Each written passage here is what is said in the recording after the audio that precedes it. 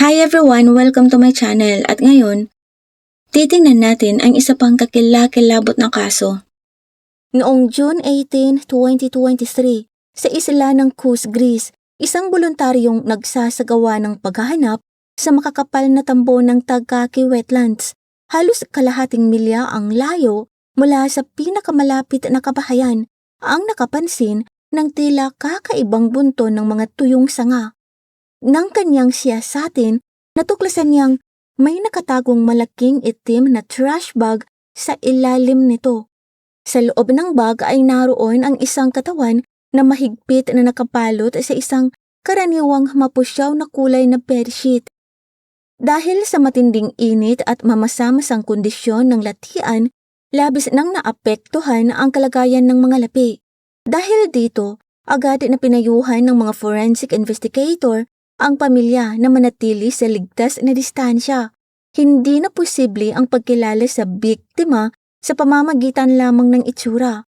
Sa huli, isang maliit na detalye ang nagpatunay sa kanyang pagkakakilanlan, ang singsing na nananatili pa rin sa kanyang daliri. At alam mo ba kung ano ang lalong nagpapabigat sa kasong ito?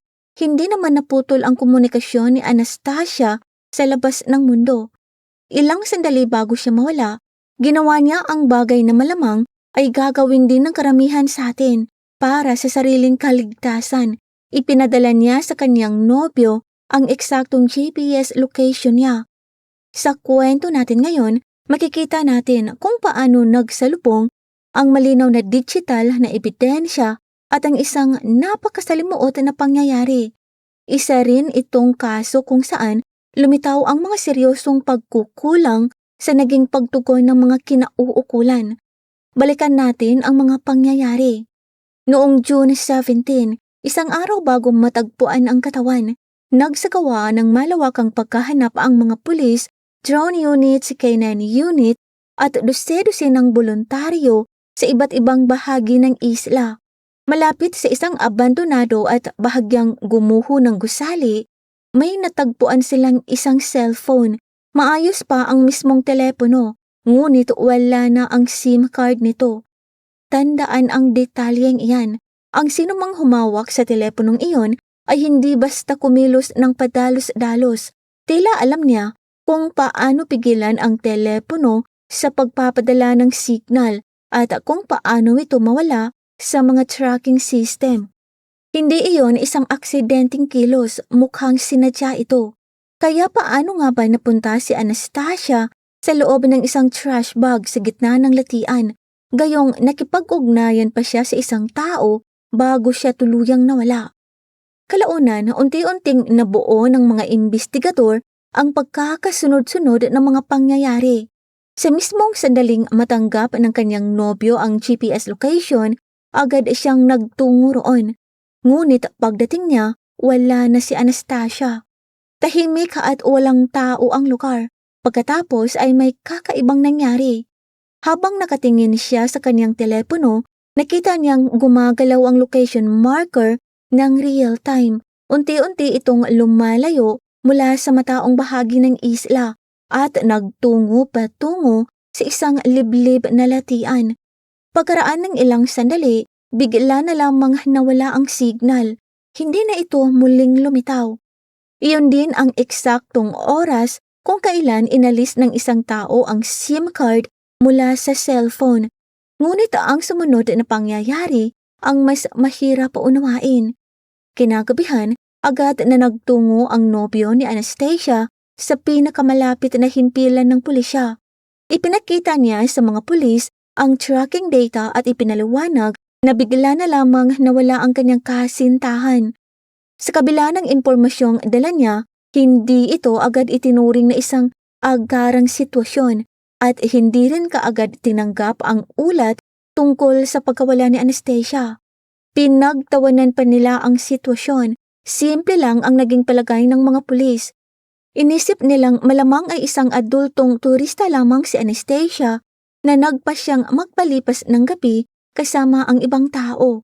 Sinabihan pa nila ang kanyang nobyo na umuwi na lamang at magpahinga. Ngunit ang mga oras na nasayang na iyon ay napakahalaga.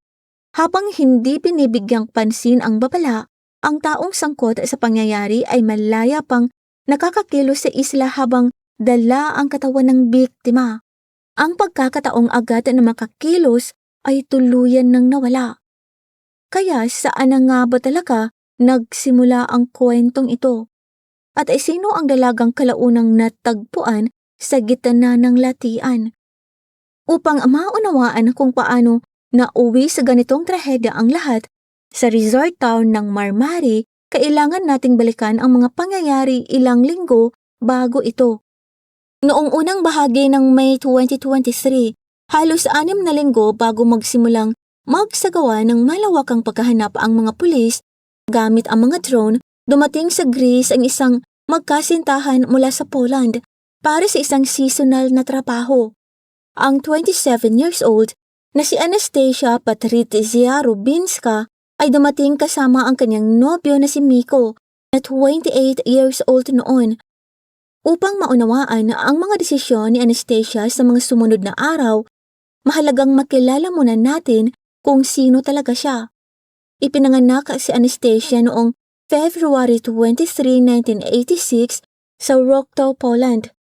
Noong kabataan niya, malaki ang interes niya sa industriya ng kagandahan. Sumali siya sa iba't ibang modeling castings at minsang pinangarap na maging isang profesional na modelo. Taglay niya ang mga katangiang kailangan sa larangang iyon, ngunit naging practical siya sa pagtingin sa kanyang kinabukasan. Sa halip na habulin ang isang hindi tiyak na karera sa international modeling, pinili niyang mag-aaral bilang isang hairstylist. Ayon sa kanyang pamilya, isa siyang taong matapang at independent. Paminsan-minsan ay nagiging padalos-dalos siya. Ngunit may isa siyang katangiang higit na namumukod-tangi. Madali siyang magtiwala sa kapwa. Palagi niyang iniisip na ang mga taong nakapaligid sa kanya ay may mabubuting intensyon. Halos 10 taon bago ang insidenteng ito nakilala niya si Miko. Mula noon, naging matatag ang kanilang relasyon at nagbigay ito ng direksyon sa kanilang buhay. Kapag pinag-uusapan ang mga pangyayaring nagaganap sa mga sikat na destinasyon ng bakasyon, madalas nating marinig ang parehong pananaw. Mga turistang naghahanap ng kasiyahan, gumagastos ng malaki at gumagawa ng mga padalos-dalos na desisyon. Ngunit hindi ganoon sina Anastasia at Miko. Hindi sila nagtungo sa Kos para magbakasyon. Lahat ng naging desisyon nila bilang magkasintahan ay may iisang layunin. Ang makapag-ipon ng sapat na pera upang makabili ng sarili nilang apartment sa Poland. Para maisakatuparan iyon, sinadya nilang pasukin ang mahirap na buhay bilang mga seasonal workers. Sa panahong iyon, marami na silang karanasan. Nakapagtrabaho na sila sa pag-aani ng mga pananim sa mga greenhouse, maghugas ng mga pinggan sa mga restaurants, naglinis ng mga kwarto sa hotel sa France at Portugal, at ilang taon ding nanirahan at nagtrabaho sa Netherlands. Ang kanilang buhay ay paulit-ulit na paglipat mula sa isang bansa patungo sa iba, pagrenta ng murang matutuluyan at pagtatrabaho sa mga pisikal na nakakapagod na gawain. Alam ni Anastasia ang halaga ng bawat perang kanyang kinikita. Nasaksihan na rin niya ang realidad ng industriya ng hospitality sa Europe, kung saan magkakasamang nagtatrabaho ang mga migranteng manggagawa mula sa iba't ibang bansa. Pagsapit ng tagsibol ng 2023, nagsimula na silang mapagod sa buhay sa Netherlands. Kaya nagpasya silang tumanggap ng seasonal na kontrata sa Greece para sa tag-init. Noong unang bahagi ng Mayo, dumating sila sa Marmari. Maganda ang reputasyon ng resort na iyon. Kilala ito bilang isang tahimik at ligtas na lugar na napapalibutan ng mga dekalidad na 5-star hotel. Hindi nagtagal, pareho silang nakahanap ng trabaho sa isa sa mga resort na iyon. Nagsimulang magtrabaho si Anastasia bilang waitress sa restaurant ng hotel, habang si Miko naman ay nakakuha rin ng trabaho sa parehong resort. Simple lamang ang kanilang plano at maayos itong naisakatuparan. Magtrabaho ng mahabang oras sa buong tourist season, mag-ipon ng malaking bahagi ng kanilang kinikita at pagkatapos ay bumalik sa Poland upang simulan ang panibagong yugto ng kanilang buhay. Ngunit sa kabila ng maayos na planong iyon, saan na nga ba nagsimulang magbago ang lahat? Noong unang bahagi ng Hunyo, habang nagtatrabaho sa kusina ng hotel, nagtamo si Anastasia ng matinding paso sa kanyang kamay. Sa industriya ng restaurant, hindi na bago ang ganitong uri ng aksidente.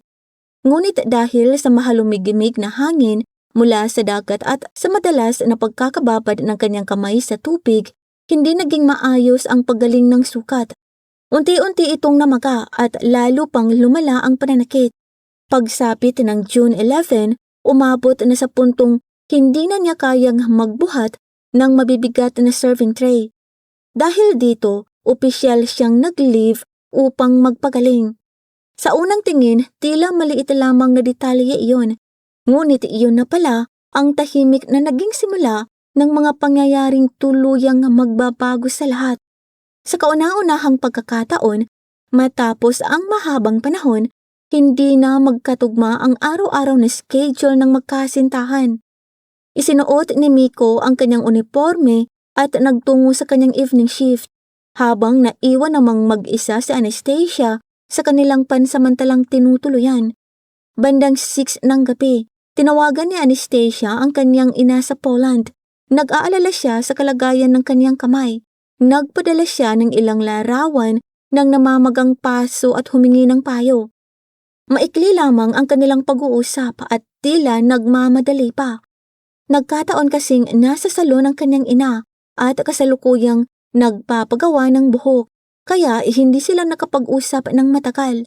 Nangako ang kanyang ina na tatawagan na lamang siya muli mamaya. Matapos ang tawag, muling naiwang mag-isa si Anastasia. Doon siya gumawa ng isang desisyon. Matagal na rin siyang walang pagkakataong magkaroon ng sariling oras sa gabi. Maganda ang panahon at tuwing gabi ay napupuno ang marmari ng mga seasonal workers na katatapos lamang sa kanilang mahahabang oras ng trabaho. Sa halip na manatili sa apartment, nagpasya siyang maglakad papunta sa isang kalapitan na bar, umorder ng malamig na cocktail at pansamantalang kinalimutan ang tuloy-tuloy na kirot ng kanyang kamay. Naghanda siya. Isinara ang pinto ng apartment at lumapas. Noong gabi ng June 11, buhay na buhay ang resort district ng Marmari. Puno ito ng mga turista at mga empleyado ng hotel na katatapos lamang ng kanilang trabaho. Nakuha ng mga CCTV camera ng ilang establishmento sa lugar ang pagdaan ni Anastasia habang lumilipat siya mula sa isang bar papunta sa iba. Sa mga kuhang iyon, mukha siyang kalmado at walang anumang palatandaan na may kakaibang mangyayari. Nakikipagkwentuhan siya sa ibang tao, umiinom ng ilang cocktail at tila isang taong sinusulit lamang ang bihirang pagkakataong makapagpahinga habang pansamantalang inaalis sa isip ang pananakit ng kanyang kamay. Ngunit pagsapit ng 10:30 ng gabi, biglang nagbago ang takbo ng pangyayari. Tinawagan ni Anastasia si Miko. Pagkasagot pa lamang nito, agad niyang napansin na iba ang tono ng boses ni Anastasia. Tila labis na siyang nakainom. Sinabi niyang bigla siyang nanghina at nakaramdam ng bahagyang pagkahilo at pagduduwal matapos uminom. Pagkatapos ay sinabi niya ang isang bagay na sana ay nakapagbigay ng kapanatagan. Ngunit sa halip, iyon ang naging isa sa pinakamahalagang bahagi ng buong kaso. Ikinuwento niya na may nakilala siyang isang lalaki ng gabing iyon at inalok siya nitong ihatid pa uwi sa kanilang apartment gamit ang motorsiklo. Habang pinag-aaralan ko ang bahaging ito ng investigasyon, may isang aspeto ng pag-uugali ng tao na paulit-ulit kong napansin. Isa itong sitwasyong mas naging karaniwan sa panahon ng mga smartphone. Napansin mo na ba kung paano minsan ay nagiging dahilan ang teknolohiya upang bumaba ang ating likas na pag-iingat? Yun mismo ang ginawa ni Anastasia. Ginawa niya ang payong madalas nating marinig para sa sariling kaligtasan. Binuksan niya ang messaging app at ipinadala kay Miko ang kanyang eksaktong GPS location. Nagtiwala siya sa isang taong kakakilala pa lamang niya dahil naniniwala siyang hindi naman likas na masama ang intensyon ng mga tao. Kasabay nito, inakala niyang ligtas siya dahil may naiwan siyang digital na bakas na maaaring sundan kung kinakailangan. Para sa kanya, sapat na proteksyon na iyon. Ngunit hindi ganoon ang naging pakiramdam ni Miko. Mariin niya itong pinayuhan na huwag sumakay sa motorsiklo ng isang taong kakakilala pa lamang niya. Ngunit hindi pinansin ni Anastasia ang kanyang pag-aalala. Iginiit niyang maayos ang lahat, saka niya tinapos ang tawag. Yun na ang huling pagkakataong nakausap ni Anastasia ng maayos ang isang taong malapit sa kanya. Pagkatapos ng kanyang shift sa hotel, agad na nagmadaling umuwi si Miko sa maliit na apartment na kanilang inuupahan. Inaasahan niyang madadatnan si Anastasia na mahimbing nang nagpapahinga. Binuksan niya ang pinto, ngunit madilim ang loob ng apartment at wala ni isang tao roon. Hindi na siya nag-aksaya ng oras. Agad siyang nagtungo sa eksaktong GPS location na ipinadala ni Anastasia. Pagdating niya sa lugar, wala siyang nadatnan. Tahimik ang kalye. Walang motorsiklo at wala ring anumang bakas ni Anastasia. Paulit-ulit siyang tumawag, ngunit lahat ng tawag ay dumediretso lamang sa voicemail at tila naka-off na ang cellphone nito. Bandang 11:30 ng gabi, may napansin siyang kakaiba. Binuksan ni Miko ang location sharing app sa kanyang telepono. Hanggang sa sandaling iyon, nananatili pa ang GPS marker sa mataong bahagi ng Marmari. Ngunit habang nakatingin siya sa screen, bigla itong nagsimulang gumalaw. Unti-unting lumalayo ang signal mula sa resort patungo sa liblib na bahagi ng Tagaki Wetlands. Pagkatapos, bigla na lamang itong nawala at hindi na muling lumitaw. Nang mapagtanto niyang halos buong gabi ay wala siyang naging sapat na tulong mula sa mga kinauukulan, nagpasya si Miko na siya mismo ang maghanap. Isa-isa niyang nilibot ang iba't ibang bahagi ng lugar. Sinuyod niya ang madidilim na iskinita. Huminto sa mga bar na nagsasara na para sa gabi, nagtanong para sa mga dumaraang taxi, at mabusising pinagmasdan ang mga taong naroon pa sa labas. Hinahanap niya ang bawat posibleng lugar na maaaring kinaroroonan ni Anastasia. Ngunit wala siyang natagpuan. Mag-isa lamang siya sa isla at halos walang agarang tulong na natatanggap. Kaya ginugol niya ang natitirang bahagi ng gabi sa loob ng kanyang sasakyan. Ilang oras siyang nakatitig sa maliwanag na screen ng kanyang cellphone, umaasang muling lilitaw ang location ni Anastasia. Ngunit hindi na yun nangyari. Pagsapit ng umaga ng June 12, hindi dumating si Anastasia sa kanyang trabaho sa restaurant ng hotel. Sa isang banda, yun pa ang naging dahilan upang tuluyang umusad ang imbestigasyon. Hindi ang agarang ulat ng kanyang nobyo ang unang nagpakilo sa sistema, kundi sa katotohanang hindi siya pumasok sa trabaho. Doon lamang opisyal na binuksan ang kaso ng kanyang pagkawala. Kalaunan ding umagang iyon, nabigyan ng access ang mga investigador sa network ng mga CCTV camera sa buong Marmari. Dahil maraming security camera sa resort, mabilis nilang nabuo ang malinaw ng pagkakasunod-sunod ng mga pangyayari. Sa mga kuha ng CCTV, nakita si Anastasia na umalis mula sa isang bar. May kasama siyang isang lalaki. Nakilala ito bilang si Salahuddin, 32 years old. Isang seasonal worker mula sa Bangladesh na pansamantalang nagtatrabaho sa isla. May isang bagay na agad napansin ng mga investigador. Hindi na maayos ang paglalakad ni Anastasia at hirap na siyang mapanatili ang kaniyang balanse. Makikita rin sa video na hindi lamang siya inaalalayan ni Salah. Tila maingat din siyang inakay papunta sa isang motorsiklong nakaparada sa malapit. Mula roon, sinundan ng mga investigador ang rutang dinaanan ng motorsiklo gamit ang mga traffic camera sa iba't ibang bahagi ng kalsada. Dito nila natuklasan ang isa sa pinakamahalagang ebidensya sa buong kaso, isang security camera. Mula sa kalapit na bahagi ang nakakuha ng video ng motorsiklong huminto sa harap ng isang maliit na inuupahang bahay sa gilid ng bayan. Doon nakatira si Salahuddin kasama ang isa niyang roommate na mula sa Pakistan. Makikita sa video na pareho silang bumaba sa motorsiklo at pumasok sa loob ng bahay. Hindi doon nagtapos ang pagsusuri ng mga investigador. Patuloy nilang pinanood ang CCTV footage. Lumipas ang 1 oras, 2 oras, 3 oras, hanggang sa sumikat ang araw.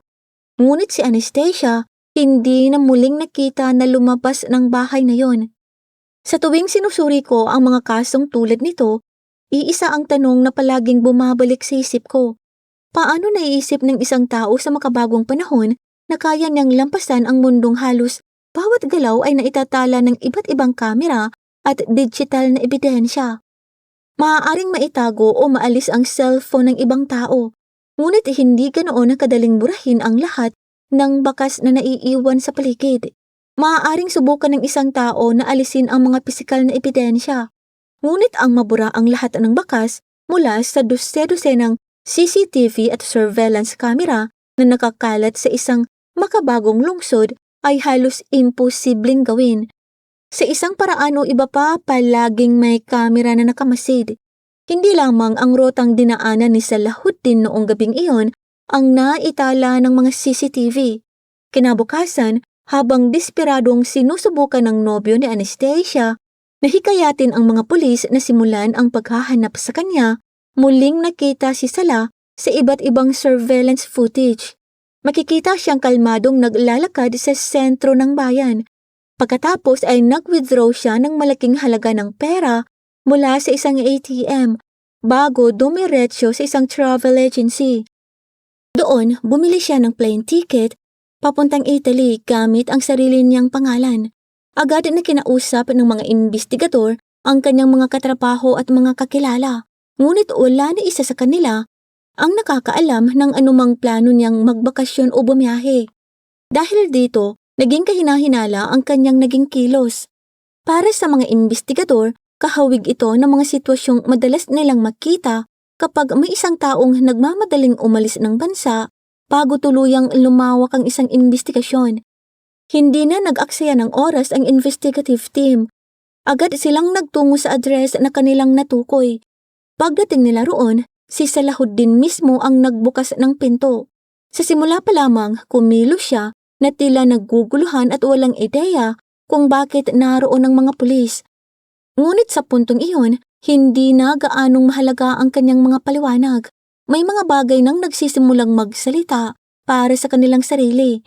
Napansin ng mga investigador na ang kanyang mukha, leeg at mga kamay ay may maraming malalalim na gasgas na tila sariwa pa.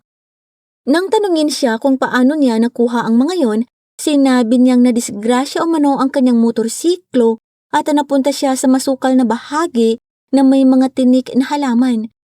Ngunit hindi naging kapanipaniwala ang kanyang paliwanag. Hindi rin ito tugma sa uri ng mga sukat na nakita ng mga investigador. Samantala, nagsuot ng protective gloves ang mga forensic specialist at sinimulan ang masusing pagsusuri sa loob ng bahay. Hindi nagtagal ay may natagpuan silang gusot na t-shirt ng lalaki sa loob ng laundry basket. Mayroon itong mga madidilim na mansya na agad nilang isinailalim sa pagsusuri. Sa sahig naman, nakapulot sila ng ilang mahahabang hibla ng kulay blonde na buhok. Maingat na inilagay ang bawat biological sample sa mga sterile evidence bag bago agad na ipinadala sa laboratorio para sa agarang DNA testing. Samantala, kinausap din ng mga investigador ang Pakistani na roommate ni Salah na nasa bahay rin noong gabing iyon. Ayon sa kanyang pahayag, natutulog lamang siya sa buong magdamag at wala umano siyang narinig o napansing kakaiba. Sa puntong yun, itinala muna ng mga investigador ang kanyang sinabi habang ipinagpapatuloy ang iba pang bahagi ng investigasyon. Sunod nilang sinuri ang personal na cellphone ni Salah. Ikinonekta ito ng mga digital forensic specialist sa espesyal na kagamitan na kayang mapawi maging ang mga impormasyong nabura na. Doon, lalo pang naging mabigat ang naging direksyon ng kaso. Matagumpay na naibalik ng cyber investigation ang browser history na tinangkang burahin noong nakaraang gabi. Ayon sa mga impormasyong naibalik mula sa cellphone, naghanap si Salahuddin ng mga katagang tulad ng paano tuluyang burahin ang location history ng isang device, paano alisin ang movement history, at paano gawing mahirap makilala ang isang katawan. Ngunit hindi roon nagtapos ang mga natuklasan sa kanyang cellphone. Nabawi rin ng mga digital forensic specialist ang ilang mensaheng dati nang nabura mula sa kanyang messaging apps. Noong gabing iyon, nagpadala siya ng sunod-sunod na mensahe sa ilang kakilala niya sa Italy. Sa mga mensaheng iyon, sinabi niyang may nagawa siyang isang napakabigat na pagkakamali at kailangan niyang makaalis sa Greece sa lalong madaling panahon. Dahil sa dami ng ebidensyang nakalap, lalo nang naging mahirap baliwalain ang mga natuklasan. Dahil dito, dinala siya ng mga investigador para sa formal na pagtatanong. Sa loob ng interrogation room, pinili ni Sala ang paraang madalas makita ng mga investigador sa ganitong mga kaso. Patuloy niyang itinanggi ang lahat ng paratang hanggat maaari. Ngunit hindi nagtagal ay nagsimulang mabutas ang kanyang mga paliwanag. Nang ipakita sa kanya ang CCTV footage kung saan makikitang inaalalayan niya si Anastasia papasok sa kanyang inuupahang bahay, gayon din ang mga sariwang gasgas sa kanyang mukha, nagbigay siya ng unang bersyon ng kanyang kwento. Inamin niyang nagkaroon sila ng pribadong pagkikipag-ugnayan, ngunit iginiit niyang ito umano ay nangyari sa kusang loob ng magkabilang panig. Hindi tumigil ang mga investigador. Isa-isa nilang inilatag ang mga ebidensyang kanilang nakalap. Habang napagtatanto niyang hindi na tumutugma ang kanyang unang paliwanag sa mga natuklasan, muli niyang binago ang kanyang kwento. Sa pagkakataong ito, sinabi naman niyang pumunta lamang umano si Anastasia sa kanyang bahay upang bumili ng ipinagbabawal na sangkap. At pagkatapos ay kusa rin daw itong umalis nang walang anumang nangyari. Sa tuwing sinusuri ko ang mga kasong tulad nito, paulit-ulit kong napapansin ang isang kakaibang yugto ng pagtanggi. May mga taong patuloy na gumagawa ng panibagong kwento kahit alam nilang mayroon ng matitibay na ebidensya na maaaring sumalungat sa kanilang mga sinasabi.